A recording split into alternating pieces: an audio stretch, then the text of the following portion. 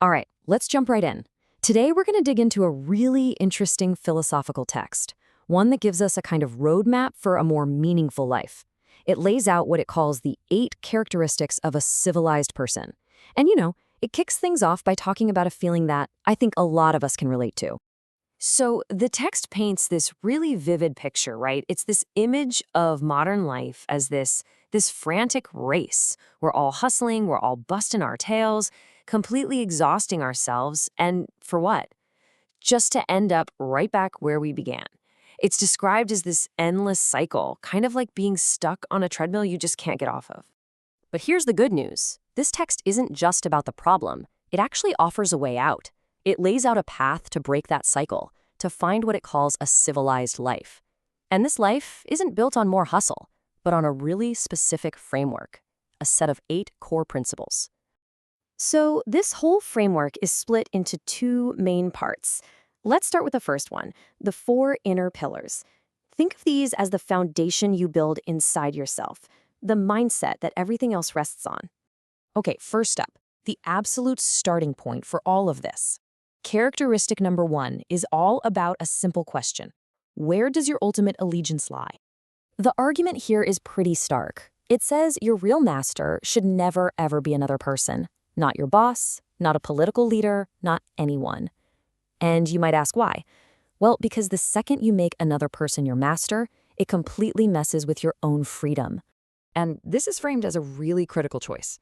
If you serve another person, you're locked into this master-servant dynamic.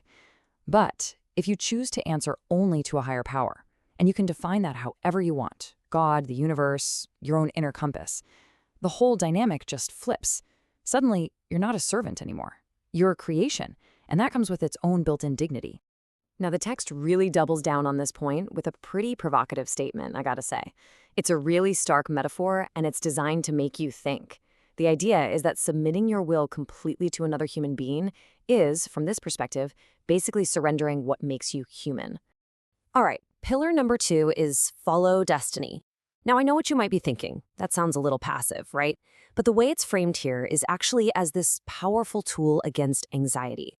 The idea is if you can just accept that the really big things in life are, well, beyond your complete control, you can finally stop fighting the current.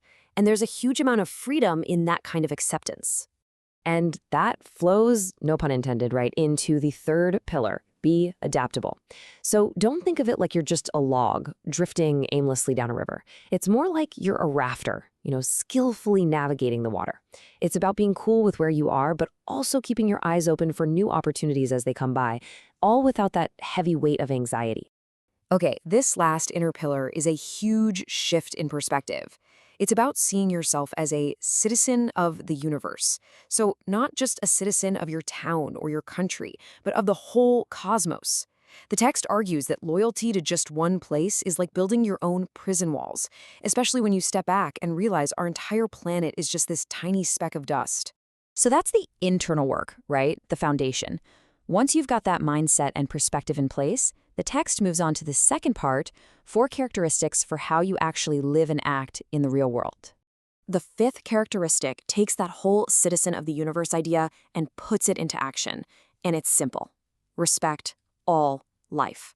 The thinking is that everything, and I mean everything, from mountains and rivers to plants and even insects, it all comes from the same creative source. So harming any part of it is a big deal, a real mistake. But cherishing it, well, that brings its own blessings. Okay, get ready for this one because it's a pretty radical idea about ownership. The text straight up claims that all possession is suffering. The more you own, the more you suffer. It paints this picture of a kind of paradise, a heaven on earth, where the default is to give, not to possess. Imagine a world without the anxiety and the burden that comes with clinging to stuff. Number 7 is super practical. It gives us 3 cornerstones for a society that actually works. First, you uphold laws. That's for freedom. Second, you keep contracts. That's for order. And third, you're trustworthy. And that's for harmony. Simple, powerful, and it just makes sense. And this brings us to the 8th and final characteristic. And it's a really powerful one. It's basically a plea for diversity, for acceptance. It's all about not forcing everyone to be the same, to fit into the same mold, and instead, just respecting people's individual choices. And I love the way it illustrates this point. It uses these examples from nature, right? Nature is all about variety. You've got wind and rain. You've got tall people, short people, roads that are straight, roads that are curved, red flowers, yellow flowers. The argument is that society should be just like that. We should let people choose their own path. So there you have it. When you take all 8 of these characteristics, those 4 inner pillars for your mindset, and the 4 outer actions for how you live, you get what this text calls a civilized person. It's this complete vision for a life of, peace on the inside and harmony on the outside.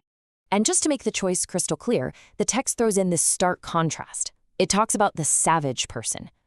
Now, it doesn't go into a ton of detail, which is interesting. It just says this is the direct opposite, the path of conflict, of disharmony, basically the inverse of everything we've just gone over. It kind of leaves it up to you to fill in the blanks. And that brings us full circle, right back to where we started. In this frantic race of life we're all in, the text leaves us with a pretty big question to think about. Which path are you building for yourself? Is it the one leading towards this kind of inner civilization and peace, or is it the opposite? Definitely something to chew on.